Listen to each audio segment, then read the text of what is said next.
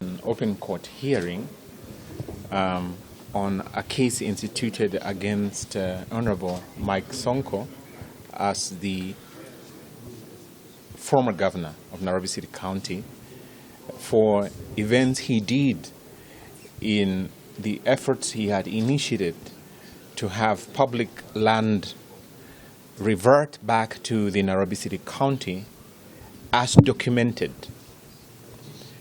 Now, one of the properties that His Excellency had pursued to revert back to the Nairobi City County was the land adjacent to the present fire station. That fire station has been without room for expansion because one of the persons owning a property next to it, Muthithi Investments Limited, had claimed that that land had been lawfully allotted to them. When the governor, Honorable Mike Sonko, was the governor of Nairobi City County, he had indicated to the relevant authority, the CEC of Lands, that it was necessary that the documentation be in conformity with what actually is the factual position and not a contrived position, not a position that could not be reflected in documents and legally speaking. So upon the verification of the excision, unlawful I might add, of the land that was allocated to the fire station, then the relevant department, that is the physical planning department of Nairobi City County, issued an enforcement notice under and pursuant to the Physical Planning Act. So when His Excellency then sought to pursue the reversion of that land back to the Nairobi City County, Muthithi Investments initiated a court case which was supposed to be heard today, and he placed before the court this bundle of documents to indicate that the allegation that the land was lawfully excised and taken away from Nairobi City Council for the expansion of the adjacent land, then they have sought now to withdraw their case. He was ready. He was prepared.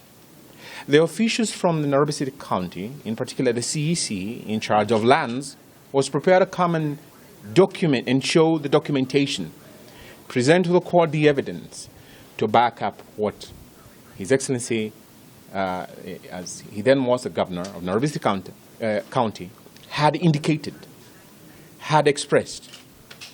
The fight for the reversion of public land to the Nairobi City County was then being demonstrated as a personal attack of entities, persons who had then acquired that land by His Excellency.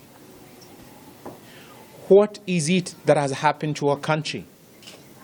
That a person in leadership who then seeks to secure public land that has been illegally, unlawfully, or otherwise not procedurally acquired by an entity is branded a person who is against so-called development, against proprietary rights, when in fact land belonging to the county is reserved and set aside for expansion of the county facilities, provision of public services. Today, we have fires erupting all over the Nairobi City County. Is a constricted space that he sought to secure expansion of within the land that had been set aside for Nairobi City County sufficient? With a growing population, with the increment of the entities and persons in need of fire services, he sought then to have that land revert back to Nairobi City County.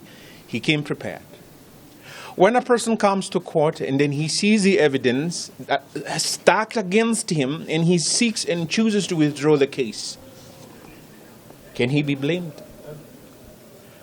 Where is the consistency in fighting for public land in this country?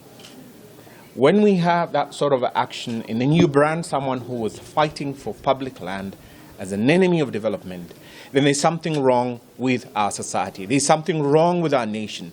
Those entities that are actually empowered within the law to protect public land, they are failing in their duties.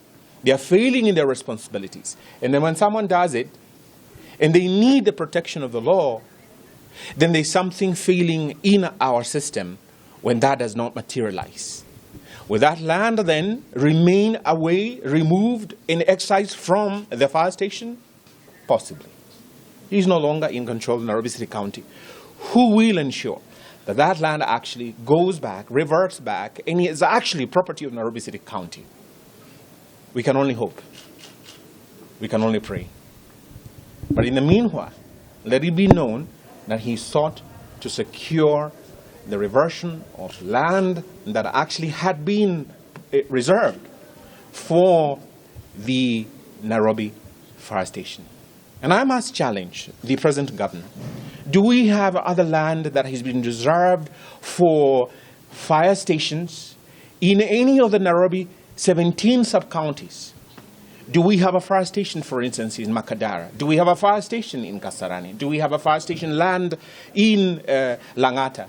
If a fire erupts in Langata, why do we have to have a fire station, a fire engine vehicle move from the fire station right up to there? There is a problem with our planning. There's a problem with our county affairs, and we must take the necessary action. And those who are tasked with this must rise up to the occasion. But alas, he who sought to pave the way was kicked out.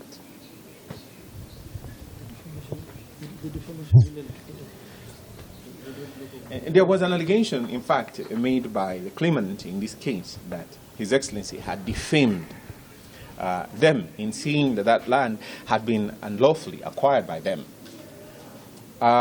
For them, they chose this forum of the ELC court to come for defamation.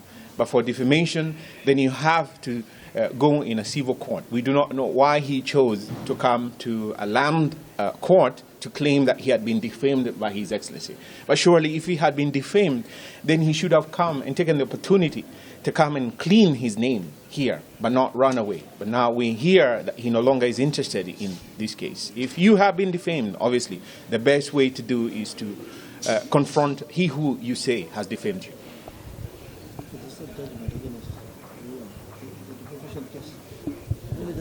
Yes. And there was, in fact, a decision that was made up against him, that he had said that Mike Sonko had defamed him. And Mike Sonko said, I'm ready to come and show that I've not defamed you.